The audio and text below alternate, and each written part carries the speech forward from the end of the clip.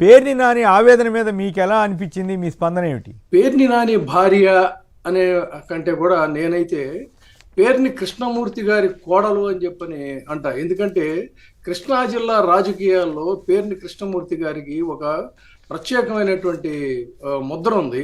ఆయన కార్మిక నాయకుడిగా కానీ అనేక మందికి ఎంతో చేశారు. మీరు ఇది నేను అతిశయోక్తిగా చెప్పట్లా. ఈ మధ్యనే ఒక ఇంటెలిజెన్స్లో పనిచేసేటువంటి అధికారి నాకు ఫోన్ చేసి ఈ పేర్ని కృష్ణమూర్తి గారి ప్రకటన గురించి ప్రస్తావిస్తూ, నేను గతంలో ఆయన ఇంటికి వెళ్ళినప్పుడు కృష్ణమూర్తి గారి ఫోటో కనిపించగానే ఆయనకి వెళ్ళి దేవాలయంలోకి వెళ్ళి దండం పెట్టినట్టుగా ఆయనకి పెట్టానండి, అంత మహానుభావుడు ఆయన అని చెప్పి అన్నాడు. అలా కృష్ణా జిల్లాలో ఒక పారిశ్రమంలో పిన్నమైన కోటేశ్వరరావు గారు కావచ్చు, మరొక పారిశ్రమంలో పేరుని కృష్ణమూర్తి గారు కావచ్చు, ఇలా కొంతమంది విలక్షణమైనటువంటి నాయకులు రాజకీయాలకు అతీతంగా వాళ్ళదైనటువంటి ప్రజాసేవలో ఒక ముద్ర వేశారండి. అటువంటి కుటుంబానికి చెందినటువంటి ఆడపడుచుని ఇంత దారుణంగా అవమానించడం చూస్తే మొన్న ఈ మధ్య రోజా గారు చెప్పారు, మహిళలంటే కేవలం మీ కుటుంబాల్లోకి సంబంధించినటువంటి వాళ్ళే మహిళల, మిగతా వాళ్ళు మహిళలు కాదా అనేటువంటి ప్రశ్న చాలా రీజనబుల్ క్వశ్చన్.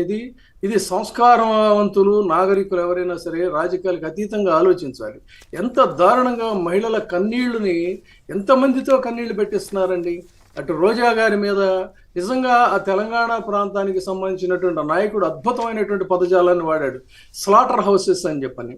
ఈ పొలిటికల్ స్లాటర్ హౌసెస్ అంటే వధ్యశాలలు అనమాట. వ్యక్తిత్వాన్ని గొడ్లని నరికినట్టుగా నరికేటువంటి వధ్యశాలలుగా ఈ జర్నలిజం ముసుగులో కొన్ని వధ్యశాలలు, రాజకీయ ముసుగులో కొన్ని వధ్యశాలలు ఏర్పాటు చేసి మహిళల యొక్క వ్యక్తిత్వాన్ని అతి దారుణంగా వధిస్తున్నటువంటి తీరు చూస్తే, ఒక విడుదల రజనీ గారు కావచ్చు, ఒక ఉప్పల హారిక కావచ్చు, ఒక రోజా కావచ్చు, ఒక లక్ష్మీ పార్వతి గారు కావచ్చు, వీళ్ళంతా కూడా అనేక మంది ఇట్లా సోషల్ మీడియాలో ఉన్నటువంటి యువతులను కానీ ఎంతమందితో కన్నీళ్లు తెప్పించి వీళ్ళు ఆనందం అనుభవిస్తున్నారండి. నిజంగా చూస్తే చాలా బాధాకరం. ఇంటికే పరిమితమైన కొన్ని కుటుంబాలు, మీ కుటుంబాలే కాదు చాలా కుటుంబాల్లో కూడా మహిళలు గౌరవప్రదంగా వాళ్ళు కొన్ని సంప్రదాయాలతో కట్టుబాట్లతో ఉంటారు.